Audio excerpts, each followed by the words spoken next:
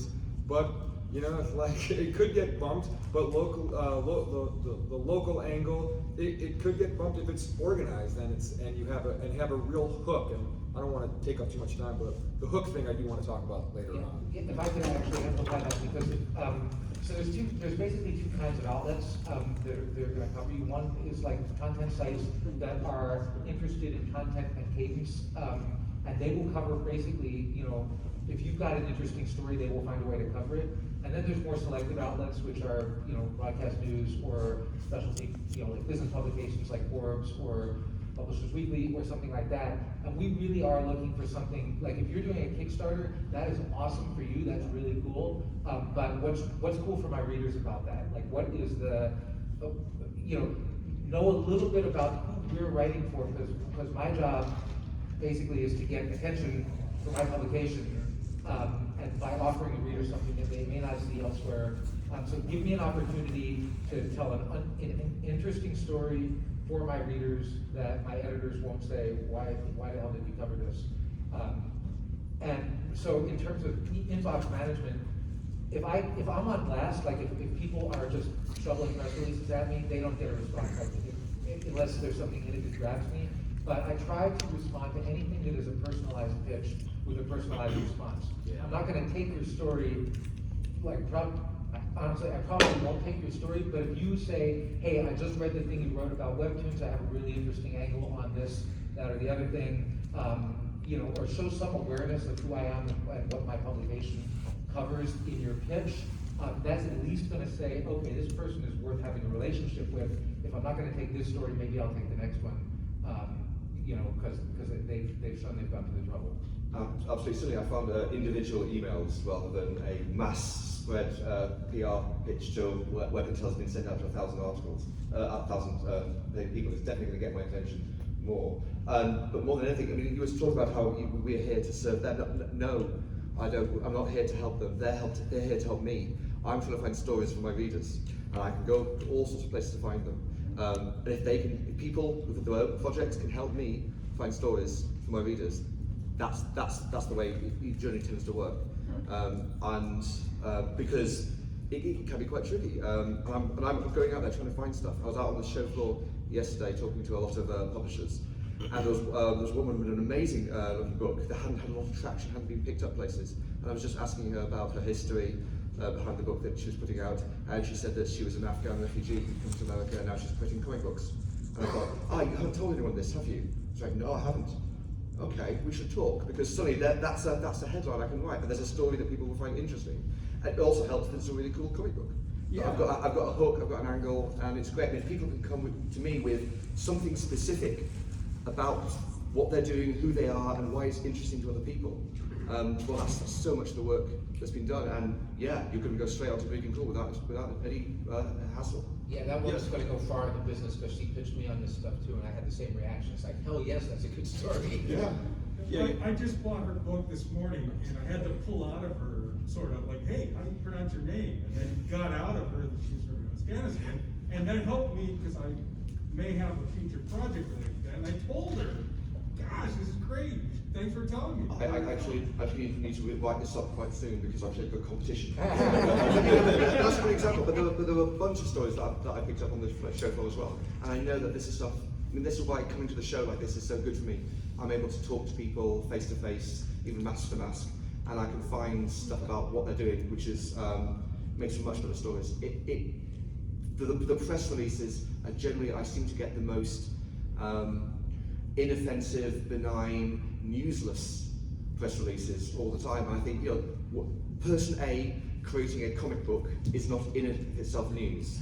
There has to be something else why you stand out from the others, because you're competing with Superman's son being a bisexual young man to get the story. And you can compete with that, but you have to find what is about you, or about your project, or about your comic that is going to jump into those headlines. It's not hard, but it has to go from you guys. Yes. I realize this is super subjective and very this time, but are there topics that are timely for you that you're interested in, and are there some that are tired right now that you're not? Not for me in general, because really we're just looking for passion. You had a lot of passion when you create your project, but you're done creating your project and then you have to start marketing your project, and that's not fun. That's not creative. I mean, it is in a way, but it's not the same. And you've got to share that passion with our readers who don't love your character like you do, and they don't know your character. And so you have to find a hook that'll make it interesting for our readers, as they're talking about the Afghan refugee. You know, you have to find something that makes you stand out, and what made you so excited about that project, and you have to be able to articulate why yours is special and different and stands out. And if you can articulate that to us, we're excited, and we can share that excitement.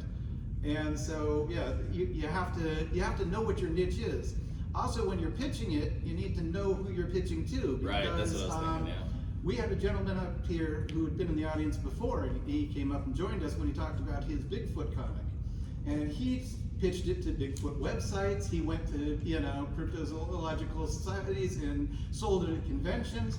We had a gentleman who called himself Captain ComicCon, who was in the audience, and he wore a mask, and he used to sell his comics at wrestling events. I don't know how he got away with calling himself Captain ComicCon. You would think that would be an infringement. Maybe he didn't have a hyphen. He spelled it with a K. Yeah, no, he didn't, but, But in any event, he had a different niche, and he found out what his niche was, and he knew who to sell it to, and he marketed it differently, and he wasn't there trying to compete with the people who could get better coverage in that area, and somehow he made money doing this, you know what I mean? And there's always a niche for you. You don't have to sell 1 million copies to be successful. In some cases, you can do a Kickstarter, sell 100 copies and make enough money to turn a profit if you sell them, if you know how to market it and sell it to the right people and you build an audience. And people don't just find you because you put it on Kickstarter. You have to build an audience. You have to engage people. You have to build an audience, before you get there. The one very nice thing about how Kickstarter works for getting promotion for your projects is it doesn't all have to be at once. With a lot of publishers, there's like, here's the date, here's the FOC date, here's the publishing date, here's the ordering date, and if they try and get a lot of press around those specific dates. If you're doing a crowdfunder, you've got like, you've got a month or 90 days or whatever it is, but you can actually target different media organizations or different types at different stages during that campaign. And so you're not all going to get a big rush of stuff all at once, but you'll have a gradual moving of different audiences coming to you through that period, and that's a really useful thing to do, and it makes things like crowdfunding campaigns stick out in the marketplace. Yes. Now, if it's a crowdfunder, how excited are you if they have some exclusive for you that's different? No. No, not at all.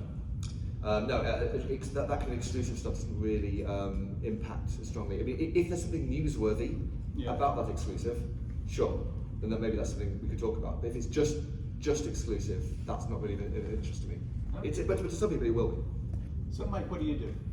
I mean, as a guy that's run 6 successful Kickstarters, I will tell you that if it's something that you're looking for, like, you're going to do well at your launch and you're going to do well at the end, and then the middle, like, people are either going to pledge when they hear about it or they're going to pledge at the end. So to me, I try to space out my coverage like in the middle, because you've got your natural sort of fan base at the beginning, and then you've got the people that are going to do it at the end. So I try to make sure that I have stuff sort of spaced out throughout the middle of the campaign or the lull or whatever, because then you're going to meet, somebody's going to discover your book for the first time then, and then they're going to give you a little bump, and that sort of helps things sort of even out a little bit. I get a little antsy when it doesn't move at all, so and it tends not to in the middle of the campaign, but that works for me. That's a very wise strategy. One thing about Kickstarters, like, I generally don't cover Kickstarters in progress unless there's a real, like, compelling angle to it. That said, as Rich says, we're in the audience business. We're not in the promotion business. So one thing that really helps, and that this guy taught me actually, is that if you've got an existing fan base for your product that is interested in reading this story, let me know about that and help me reach them with your coverage, because I found out this year when I wrote about Mike's wrestling book. Not a topic that I'm terribly interested in myself, but boy, a lot of people are wrestling fans, and once they found that story, it became probably one of the top 10 things that I'd written about last year. Partly because I think Mike helped me reach those people by retweeting and stuff. Another hot topic, as I've discovered both pro and con, is webtoons. So, like there are avid fan bases out there that if your project is tied into, or you're dragging some of those people behind you, let the, especially online journalists, know that and help them engage that audience, because then it's gonna be good for everybody. We get clicks, you get promotion for your project, and everybody's happy. You can also quite game the system quite nicely as well. If you've got, say you've got 100 fans, not a huge amount, but say you have 100 fans. If you can get those 100 fans to retweet the article about your project, and then write something in the comments, that's more than most articles will ever get, and you will make an impact on the publisher who will go, oh, this is clearly something that everyone's talking about. We maybe should do some more coverage of this guy, even if it's just the 100 fans you've already got. So there are all sorts of ways to game, but that's a really easy one. And there's definitely no shame in asking. I mean, I always make sure that I let people know, like, when we launch a Kickstarter, like, make sure, drop some stuff in the comments, because it helps with your placement on the website, helps with the algorithms and all that sort of thing. So, you get people invested that way. Like, if they, if they're willing to help you enough to put money behind it, you know what I mean? An extra 5 seconds for a comment or a retweet and stuff isn't a huge ask. Can you embed videos into Kickstarter, like if you were to cut a news article out, a video or news program? Can you embed videos? Yeah. Okay. Yeah, you have a video there, it has a spot for a video, and you can change your video throughout the thing. So if you ran a news article, And you want to put it on. And you pull it up, okay. 'Cause Yeah, I used a video for one of mine, because I was featured on Fight TV, and I Okay. used that as my. That's exactly what I was saying. Yeah. So local news coverage will help you. Absolutely. So you can get it out there, and like, I want to use yours. If I don't want to change topics too much, but I'll use yours like wrestling as an example. You have a wrestling magazine, and I just wanted to get it out before like time runs out. Like you can be creative with your topical stuff to get TV coverage. Like if you have a wrestling magazine, just make sure like you can kind of pitch it on like the anniversary of like WWF, or like someone's like that will kind of that makes it a little more newsworthy. I can get in more of that in a little bit, but I just want And to I do that with my book when I want to get on like wrestling podcasts and stuff. I'll be like, hey, it's ComicCon weekend. You should Exactly. have me on as a guest, because Exactly. it's relevant. Exactly. And then that gets me into places that maybe I wouldn't get normally. Okay, like think seasons, think days. It's just Thanksgiving. You have a comic book about turkeys, put it around Thanksgiving time, pitch it then. End of the school year, end of the school year is a great time to pitch. We have a lot of studio guests that come in. That's the end of the school year that are small publications that are selling children's books. Why? Because it's going to be summertime reading, or at the beginning of the school year, school reading, things like that. So I just want to. The topical thing is my main drive in local news information. I was just wondering if any of the panels, what are the best pitches you've actually had for people, or the most outrageously successful attempts at publicity that you've seen that have actually worked? I got one. So I usually write about comics and pop culture and things that go bang. And I got a pitch from the Hallmark Channel for this soap opera series called When Calls the Heart. And so the publicist, I said, why don't I write about this? They said they're having a convention of the fans of this show, and we know you write about conventions. They're getting 40,000 people to the set of the show to like wander around, and they trade like craft goods and stuff like that. Right? That's kind of unusual. And it's very popular in the Midwest, and it's very popular among like women between 35 and 50 or something like that. So that's the demographic for it. And they said these people, and going back to what I was saying about the communities, they said these people are super into this show, and they will. She said, I guarantee you 35,000 is for this story. I said, really? Let's see about that. I put it out there, and sure enough, like this was a group that was really interested, like really happy to see mainstream media validation for the thing that they liked, and they actually said, if you come to this event, which I did not do, but they said you would need a bodyguard because all of these women are so like into this story now that like they're like, oh my God, we want to meet the guy that did this and stuff like that. So that was a very unusual pitch, and it paid off. I had a convention in Brazil offer to fly me down to cover their convention, which sounded really nice, but I don't speak Portuguese, and I don't know how this would have all worked. But I mean, you get a lot of interesting offers. Was that Comic Continuum? They flew him to Australia to cover Lord of the Rings. pretty good. You know, and so there are all sorts of interesting pitches you get and interesting ideas. But basically, you try and just cover what you can locally, and most of it comes to you. Nothing's too outrageous. We've been invited to a few movie sets, some more unusual than others. Sometimes it's hard to find someone who will go to the set on some of these things just because they're more genre-oriented. My favourite person he doesn't do it as much these days for the most outrageous, successful publicity pitches is the comic book writer Mark Miller, co-creator of things like Kick-Ass and Kingsmen and Wanted and the like, Jupiter's Legacy, and he has had a history over his lifetime of just getting media coverage through absolutely no reason whatsoever. He lives in Scotland, and he worked out that if you could get a local Scottish journalist who could put a small article in the Scottish version of the Times newspaper, which wasn't the actual Times, it was like a little spin-off, but you couldn't tell that on the website. So you could get a story into the Times newspaper, and that you could then send that to Americans, who would then say, oh, this is coverage in the Times of the story, and that would suddenly end up actually in the New York Times, and he would just, purely for the price of a couple of pints at the bar, he would get worldwide coverage for some of his stories, and he would just make stuff up. He created the comic book Wanted, which became the film, but at the time it wasn't, and he basically managed to persuade people that Eminem was going to be in the film. He got the artist to draw Eminem in the comic book, and it got so much coverage, and Universal's people, editors for Eminem, said, you've got to stop this, you can't do this anymore, this is terrible, what is this comic anyway? And oh well, here's the pitch. And that became the film Wanted, purely up for a couple of pints in the bar. But he keeps doing this. Most recently he actually confessed to one. When he had the comic book Starlight out, he managed to get a friend of his mother, to start doing a YouTube channel as a granny comic book reviewer, like a 70-year-old comic book reviewer, who was going through all these comics that she was buying from the local shop for a few weeks, and then she came across her new favourite, which was Starlight, and she loved this so much, she was going to get it tattooed on her back. At which point she did, and then we see the next video, it's her with a Starlight, and it got picked up by lots of the big American media, and because doing my due diligence, I noticed that some of the door frames in the video were the same as Mark Miller had posted for his christening photos of his kid. It's like, this is the same house. That's being filmed inside your house.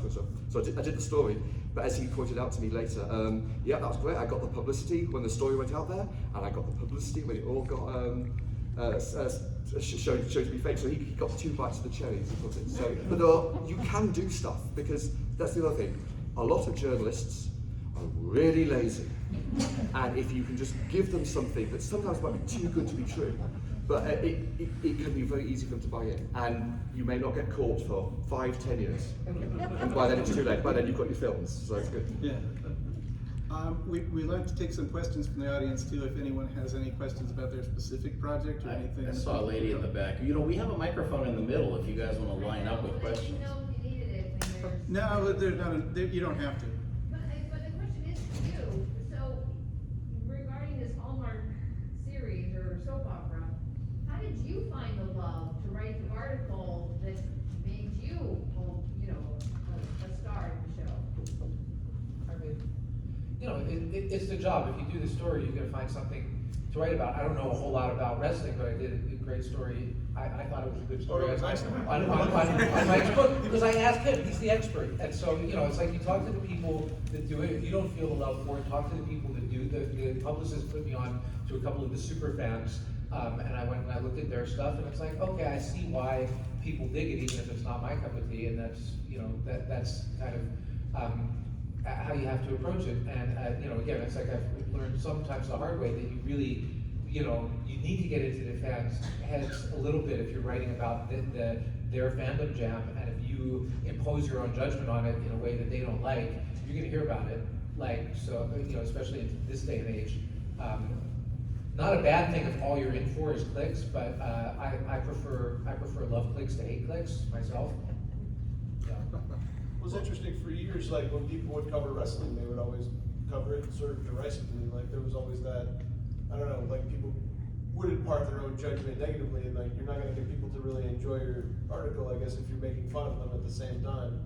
So I don't know. That's it seems like it's gotten better anyway. But yeah, I think you definitely wanna. Good enough for John Cena yesterday, right? You Right. see her? You guys hear that? I didn't see him. Neither did I heard about it though. He dropped in on the masquerade. Yeah, cool. That's all. Part of the fun, I think, is to learn about things that you don't know about. When people promote it well, you get excited just to learn about it, to hear about it. I mean, it's a whole world that you don't know about. I mean, it was just surprising me to discover about bronies when they became a thing. Who would have guessed? You know what I mean? And then there's just a shock to know that it's out there, and then it's interesting to see that stuff. And there's a lot of stuff in the world that you just don't have any exposure to. And part of the fun is hearing other people's joy for it, and then sharing that with other people. And I mean, I find a lot of fulfillment in broadening my horizons that way. Yeah, I'm always kind of disappointed whenever I cover local, like TV. I've covered thousands of stories out in the field. I shoot and I put together these mini documentaries called packages or VOSATs, and they're just stories with video and interviews. And I feel like the viewer sometimes is let down because I think I get more because I can't contain everything that I experienced in that like minute and a half story. I was like, there's so much more. Like bronies, it's crazy. It's just like, but I do my best. We all do our best, and you know, if you have something good and quality, I'm happy to get it as good as quality as possible. Get it out as good as I could in that 90 seconds. So. To amplify something that Jason said earlier, by the way, the news peg is your friend. So there's stuff on the calendar that doesn't move, that always generates a particular kind of news.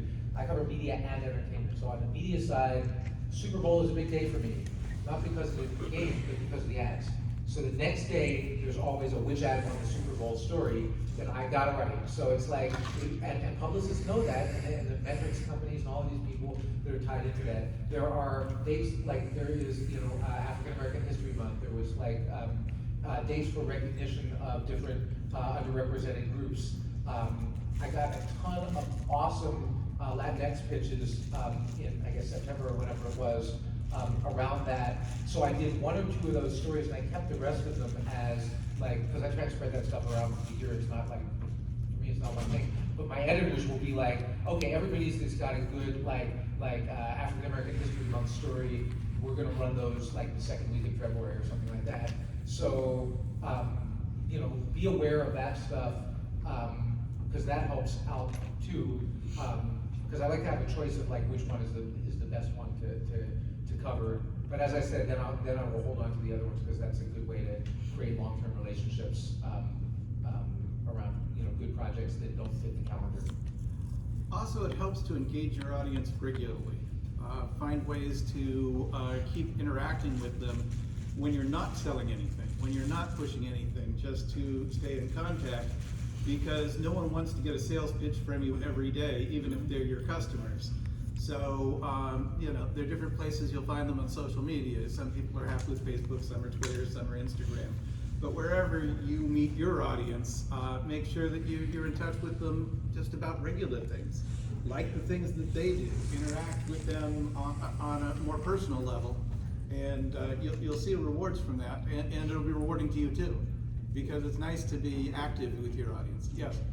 Do creators ever try like some sort of kayfabe thing where they create a persona, a fictional persona of themselves to present them? I'm thinking like Grant Morrison and Alan Moore with their occultism and stuff like that, like build a... That's not fictional. Well, I know, I'm just using an example.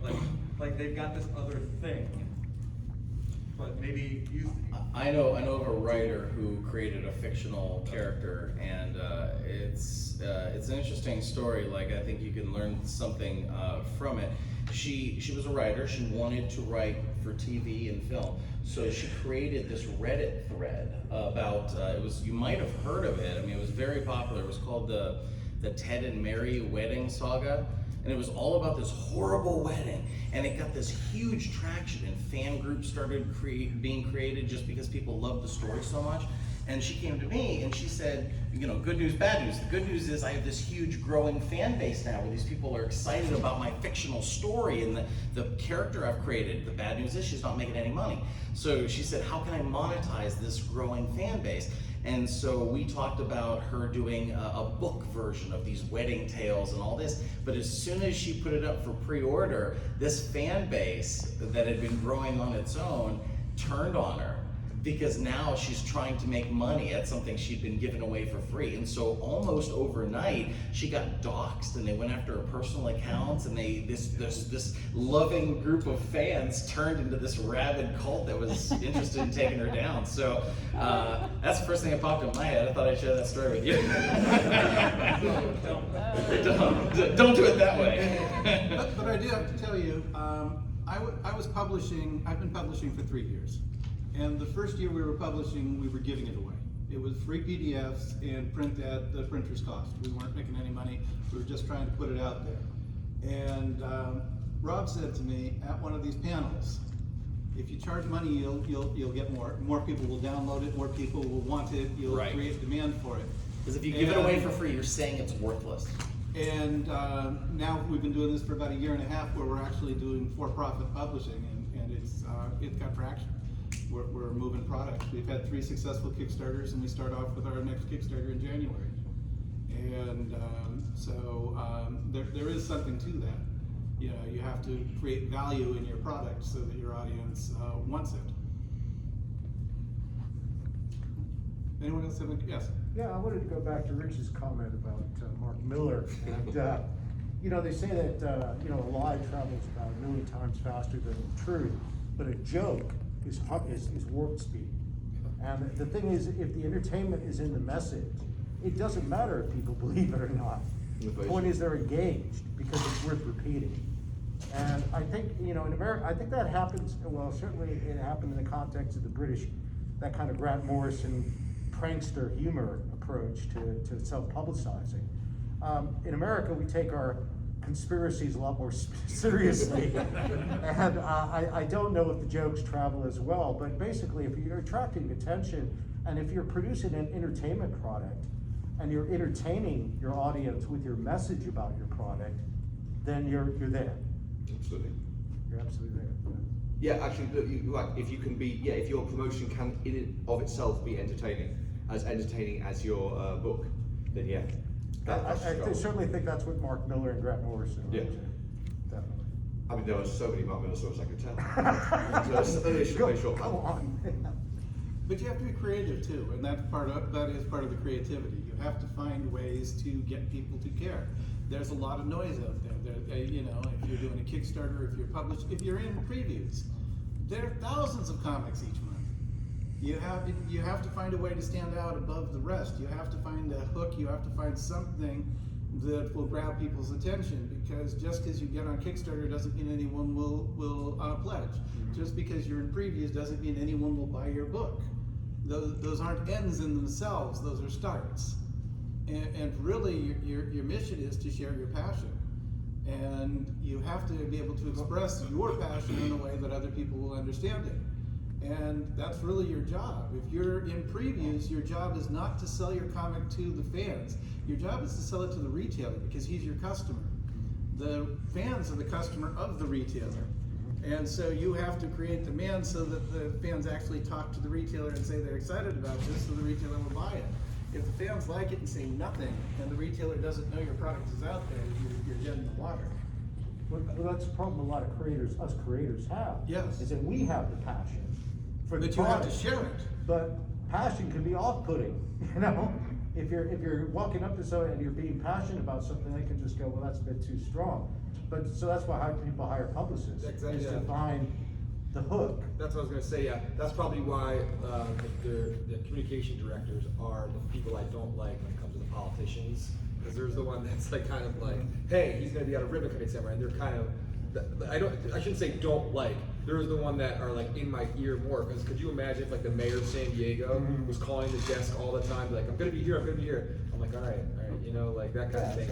Yeah. But yeah, it's true though. I never thought about that. Like, it's passion. That's interesting. I'll remember that. Like Passion is off-putting. Passion is off-putting, but I don't want to receive the off, but I want it because I want to help. You know, it's like I want to I want to hear your story. But thank you.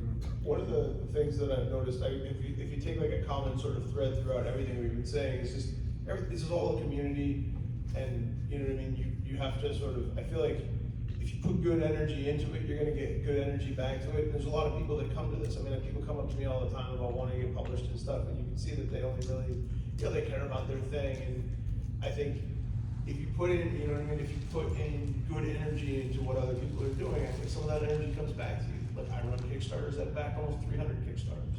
And I understand, like, not everybody's got that, whatever, that kind of outlay or whatnot, but I mean, like, just be a part of the community, and like, no one, you know what I mean, no one needs you, no one needs me, you know what I mean, like, this business is gonna go on without any of it. So like, think about what you can do, what value you can bring to people, what sort of good energy you can put in, and I do think that that comes back to you.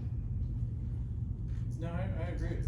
I agree. Support other people, you know, and do your best to support other people, you know, with their projects. You know, even if you're just retweeting projects you like, or mentioning projects, you know, things that you've seen that are cool, they'll appreciate it and they'll support you too. It's a lot about community, especially if you're doing things in social media. Going back to the point about publicists, so, for those of you who are independent creators, that may seem like, oh, you know, I can't afford that. There are, I don't know, half dozen, 10, maybe 12, publicists who specialize in comics media. All of us who write about comics know who they are. Some of them are really, really good at their jobs, and they're pretty affordable. Yeah, And yeah. what they do is they take the burden off of you guys. They know us. They know what we write about. They know that a pitch for Rich isn't necessarily going to work for me, and vice versa. They know our schedules. They develop relationships, all of that kind of thing. And that will really help you get placement. I don't say yes to all the people that I know. You know, like, you know, I can only take a certain amount of stuff every time. But for you guys, it may be money well spent. Even if it's a couple $100, gets you back, you know, thousands of dollars worth of coverage in good places. You know, look them up and see, you know, ask them who their relationships are, what they've gotten into print, because it's a professional service, and they are good, and they can help you. Absolutely. I was just going to name one.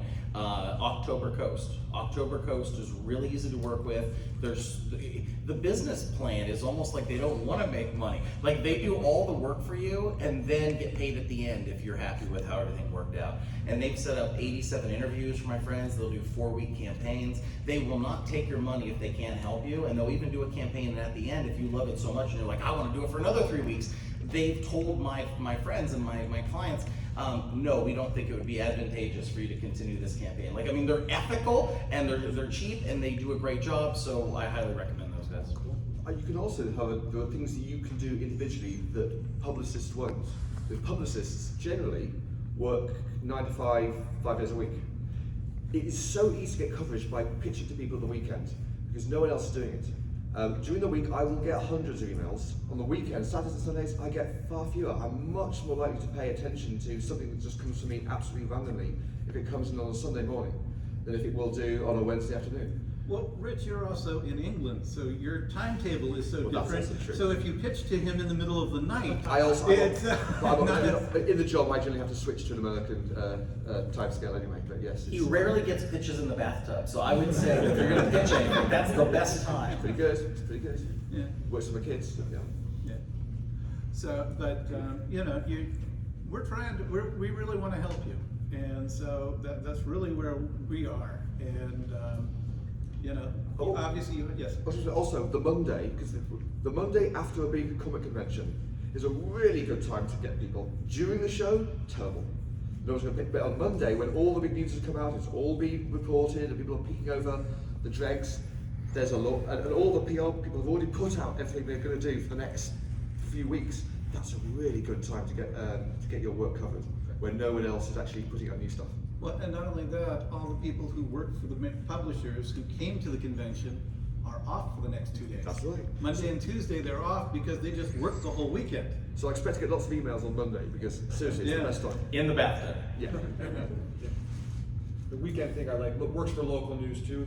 With the weekend thing is there's less staff, but there's less competition for other events that we might want to cover. So if you're gonna do something on the weekend, you have to think maybe like noon or 1, If there's nothing else going on in your region, or if you're from San Diego, that's a good time to host your event at wherever you want to host an event that's topical. And that's good advice for just as creators in general, to be where other people aren't. You know, I set up at wrestling shows. I'm the only guy with a comic book at a wrestling show. At this show, I got the only booth that has wrestling stuff at it. You know what I mean? Like, think about places that you can go, things that you can do, that, you know, where no one else is. When you're the little guy, that's how you get noticed. You know what I mean? Make yourself, you know, be a bigger fish in a smaller pond for a little bit until you can, you know, run with the big dogs. But that's definitely a good way to get yourself going. When I was a comic retailer, if we had a big name artist come or writer come and sign in our store, we had to pay him to come and sign. And then we were moving the product that we had in back issues and trying to make money that way. But we also had small press publishers who would come in and we'd just do a split on the books, and we wouldn't pay them anything. They'd just make money selling their comics, and they gave us a split. And that works for a lot of people. You know, I've been to my local comic store, and they've had creators that I've never heard of there, just sitting there at a table selling a case of their comics and signing them and talking to the people there. And it's a way to get out there. And the guy who was doing the Bigfoot comic, he went to every comic book store in his area and just put them on consignment and gave them 5 or 10 copies and just left them on the shelf. And then he came back later and either collected the comics or collected the money and built an audience. And he only published 1 comic a year. It took him 6 years to do the miniseries.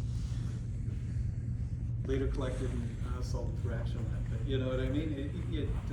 He built an audience. And we got 5 minutes left, so as the gentleman's going by with the sign, if anyone has any last minute questions, this is the time. Hit us. Good. Yeah. You talked about the volume of pitches and material you get. What kind of tool would you like to see come out to help you sort through all that? We have a full-time staff of sometimes 2 people reading emails during like 9 to 5, and then, you know, there's the 9 to 5 person. So, what was your question again? If there's like how do we get through it all? If there's a software tool that you foresee helping you get through all that?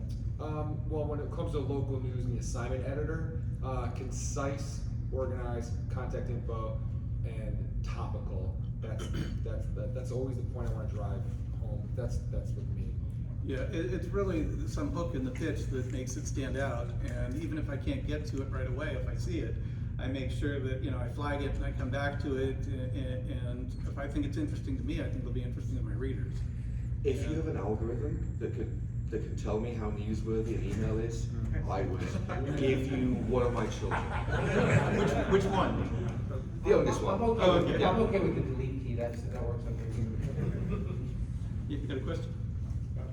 My question, I guess you kind of answered it, but like, how would I put together an email that would get seen? Don't put press release in the title. But just email the person. You will get seen. I mean, the contacts are there. Yeah. I mean, yeah, it will definitely get seen. Just make it at least look like it's a personal email. Yeah, yeah. So it doesn't look like it's some kind of a manufactured creation, just spouting your stuff out there. Like, you know who we are, you know, like I do horror and pro wrestling, so don't send me My Little Pony, like I'm not gonna be interested. So if you spend a little bit of looking into who are these, what do we write about, what do we talk about, and just make sure it's the right person who reads it. Yeah, don't just BCC to 2,000 people. Send individual emails to 2,000 people. It's you know, it will have so much more impact. It doesn't need to be that elaborate even. I mean, just 1 or 2 lines ahead of your press release. I personally prefer the press release in the body of the email because I don't open random attachments from people. So it's like, if you've got 3 or 4 paragraphs of your press release, but right before that you put a line, hey Rob, I saw you wrote about X, Y, and Z, thought this might be of interest to your readers.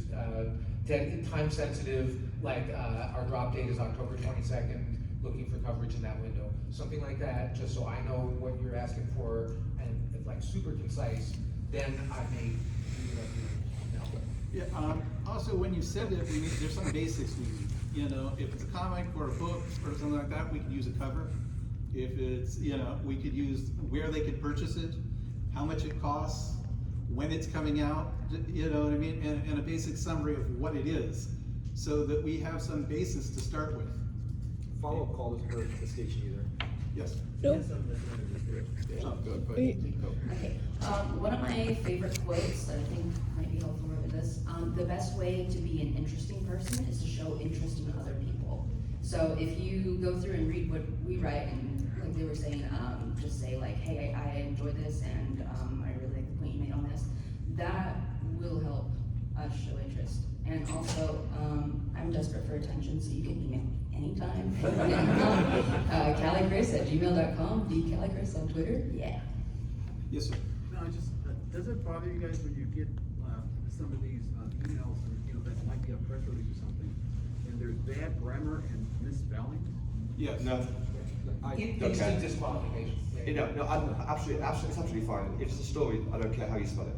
Please, well, I would like, don't be scared. I mean, like, not that you're scared, but like, open arms. I'm open, at the TV station, we are open arms for all information. That's what the business we're in. But your basic word processing program has a spell checker. Right. And then your email also has another spell checker. Right. So, you know, Sloppy, but like- it doesn't have to be perfect. Saying But- saying THEIR and THERE won't disqualify. No, it won't. You know. No, but I mean, it's a difference between looking professional and not looking professional. But yeah, no, if you're passionate about it and it's exciting, we'll work through it. I correct spelling a lot. Well, that's about all we got. So let's wrap it up. So Who has the next hit comic book in this room? Who has it? Raise your hand if you've got the next hit comic book. Actually, if it's something you are interested in, right here, right now, I've got a whole bunch of really cool business cards, so I'm happy to hand out if anyone wants one. There you go. Add Rob Salt on Twitter if you wanna, follow me or, connect. I have a LinkedIn account. You guys can usually on the program or guys could look at that. And I check my LinkedIn all the time. So. Awesome. I'm down at booth 1504, and I'm at Headlocked Comic. If you have any questions. Mondays are really good. Particularly smaller creators, I do a lot of panels.